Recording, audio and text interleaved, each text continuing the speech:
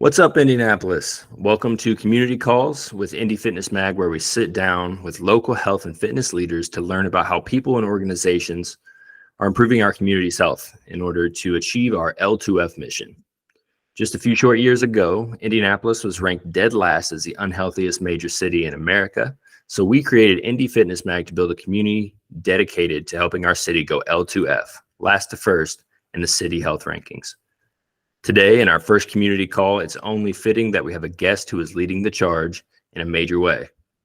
Jared, the CEO of Myriad Health and Fitness. Myriad's formerly known as CrossFit Naptown and has been serving the community for more than a decade. What started out as a CrossFit affiliate has grown into a local behemoth and one of the best gyms in all of Indianapolis. Jared, thank you for leading our community, and thanks for joining me. How are you? Good. I'm good. I appreciate that intro. I might reach out to you more often and get some more writing and some copy from you. So I appreciate that. Yeah. Hey, man, if you ever need any pump up speech or anything, I got you. The only thing I need in there is just a song, like the intro song when I'm walking up the bat. So yeah, I'll try and throw in some inspirational music as we get this thing rolling. So we'll do that next time. Well, I appreciate you having me. Yeah. So tell us a little bit about who you are, who you represent, what you guys do. Yeah, no, I appreciate that. And as I mentioned, kind of rein me in as I go, because I can go left and right in so many different directions. But originally from Maryville, Indiana, so Northwest Indiana, the region. Came down this way in Indianapolis in 2003, played college soccer at IUPUI with my best friend, Peter Brazovan. We both went to the same high school together. And fast forward to 2011, we started CrossFit Naptown here in downtown Indianapolis. At that time, there weren't too many gyms located downtown Indianapolis. You had maybe Gold's Gym, you had NIFS, and a couple other small boutique type shops. And there weren't too many CrossFit gyms. I mean, CrossFit was brand new back in 2011 as well. So we tried our best to be a first mover advantage, be downtown and build a community, build a box CrossFit gym from there. And we were successful at that. And then over the years from 2011, about 2014, 15, we rebranded to Naptown Fitness. We realized we could make a bigger impact on our city and the people that we are serving if we were more than just a CrossFit gym, because CrossFit, depending on where you sit in that realm of fitness, can be intimidating to others, and we didn't want that. So, and then with that as well, we actually branched out to have a yoga studio. At that time, practice Indy yoga, a boot camp class called Naptown Swift, and then we had our CrossFit Naptown program. So those were our three core programs up until about 2017, 18 or so. And then finally in 2021, we decided to rebrand to Myriad Health and Fitness to really encompass all of the programs we have. And it just helped us kind of bring that brand synergy together to where we have Myriad CrossFit, Myriad Bootcamp, Myriad Yoga, Myriad Nutrition, Myriad Longevity, Myriad Weightlifting. We have a weightlifting team as well that travels nationally and goes to national events.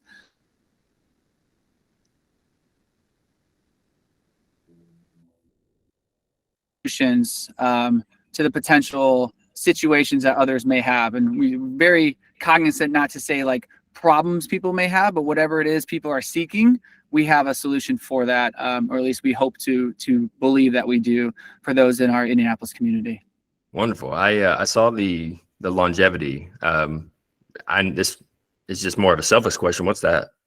So longevity is, it's meant to be for anyone 50 years and older. It can be for anyone specifically. All of our programs are open to anyone, accessible to everybody.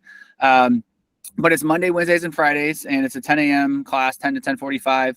And it's individuals. It's a really fun class. Individuals coming from all over the city usually have anywhere between 4 to 12, 4 to 15 people in that class, and just an older demographic. So the class is a little bit more relaxed. I don't want to use the term slower, but our coaches give a little bit more leeway to the individuals in that class, and the workouts aren't as intense.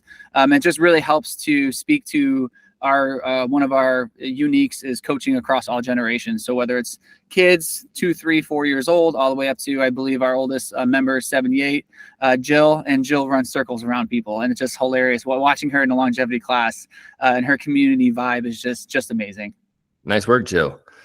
So what you're doing a lot of different things, and since I've met you, your business has continued to grow, your impact has continued to grow. What has inspired you to continue to build on your mission of, so your mission is to help people around Indianapolis get healthy, right? Yeah, to be very specific, our goal is to make Indianapolis top 10 healthy fit city in our country. We called that out about 6-7 years ago as our vision statement, essentially. And what we know, and this is why I love being on this call, is we know we can't do this alone. We can't do this on our own. We could only service so many people with our physical location.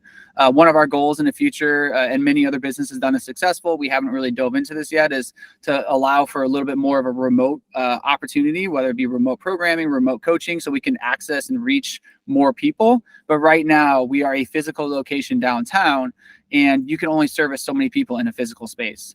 So the solve for that is to connect with individuals such as yourself, to connect with other gym owners, other fitness professionals, and figure out how we can create a collective to solve the current problem that we have, the obesity epidemic, the health crisis we have here in our state specifically, but to speak to it more to the point is Indianapolis, and Right. we need to focus on that. So, right, yeah, and I've seen that. We've been around. We started, I think, 7 years ago, and you've been on that same play the whole time. So my hats off to you for that. What kind of challenges are you seeing as far as reaching more people and helping us to get that goal? To improve the city health. What kind of challenges do you come across? Yeah, lots of challenges, right? So accessibility is probably number one. Cost prevention, right? And like we live in, we're downtown, we're located downtown. So one of the quickest things you can figure out is if an individual doesn't have transportation, doesn't have a car, doesn't have a bike, how do they get to us? Well, if there's not a bus route near them, how do they jump on a bus to be able to come down to us? And at the same time, we struggle personally as a business because we are a for-profit business, and we do have a memberships, and we do have a specific client journey to get people into our programs. So how do we create a membership level that's accessible enough from a cost perspective and low enough to where people can join us, but also how do we continue to work with the individuals we're currently working with, whether it be through personal training or through CrossFit or our higher level programs that cost more, and how do we bridge that gap? And that's something we're going to be 12 years in this October, and we're still trying to figure out how do we do that. Right. So we don't have a solve. So that's a huge obstacle for us, is the accessibility, cost structure side of things. And we've played with different opportunities. We actually went through a cohort last year with a local organization. The Mind Trust is a nonprofit here in Indianapolis that services the public schools, and they connected us to be a part of the Indianapolis Equity Cohort. So we actually worked with Beloved out of New Orleans with 2 other schools, Victory Prep Schools and Tinley Prep Schools, and work together to kind of solve diversity, equity, inclusion problems that we have within our individual spaces. So that's been something that's been interesting for us to try to uncover as well, to figure out how do we make a more inclusive space so we are available to all within. And so that's been a huge obstacle of ours as well, because then that right away brings back the cost, accessibility, and how do people reach us. Right. So that's a huge obstacle. And then another one is just to call it out, we don't have to dive too deep into this. It's just the politics of our city, right? I've worked hard. I don't know if you're familiar with National Fitness Campaign, but they're the individuals that build fitness courts throughout the country.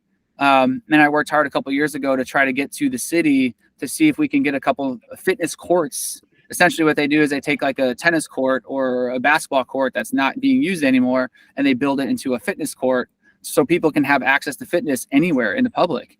Right. And we unfortunately weren't able to get that launched at that time. And a lot of it always comes down to money, funding, and dollars. Right. And there's, where are those dollars being allocated?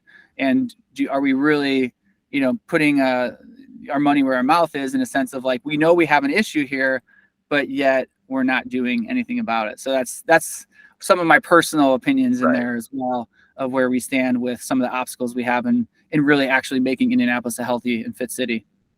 Yeah, in our, I guess you could say, master plan, part of that would be establishing the amount of influence where we can help kind of make those things be more likely to happen, and working in connection with our local government to try and bring out a better infrastructure for people, more parks, workout facilities like that, like you're talking about. We need that. We really need that. Whenever you look at the city health rankings, the parks they play a role in how your city ranks, and our parks are just abysmal as far as the amount of parks that we have. So I totally feel that. Actually, I don't know this is 100% true, and I'm going to call you on this. Maybe we could do our Google research here in a little bit, but I think Indianapolis is the second largest city with the most parks in it. I think we have over, like, in the general vicinity of greater Indianapolis, we have over, I think, 200 or 300 parks, which is, I believe, is the second most. And so I don't know if it's necessarily that we don't have enough parks. I think we don't have enough greenways and access to those parks to get people to get to the parks, to utilize those parks, programming at the parks, which, again, there's a lot that needs to happen, a lot of money in order to program, and have people actually go. I mean, I don't know. I have kids. I know you have a kid as well. And, like, getting some of these parks that have pools even to get open during the summer. Now, not only can they, like, we don't have the people to then go be lifeguards at these pools and to be outdoors and do things. So, and we can do a fact check later. So sorry for that call. Oh, no, that's fine. I'm glad you mentioned that. So, I don't know, like, about how many parks. I guess I did say volume. I think the ranking is access to parks and how many people are within, I think it's like 5 minutes to a park. For sure. So that's where we rank really low. Yeah. Similarly, food deserts, right? Like, how many areas, marginalized communities do we have in the city of Indianapolis that don't have grocery stores within walking distance or within public transportation distance, which is, again, now a systemic issue, which is part of, I wouldn't say part of the problem. It is a problem, is a systemic issue of why we are ranked as low as we are as a city when it comes to being healthy and fit. Mm-hmm. So what strategies, I know you mentioned you tried to get involved with this a couple of years ago. What other strategies are you using as an organization to at least encourage our community to improve its health? Not just necessarily with your members, just the overall community.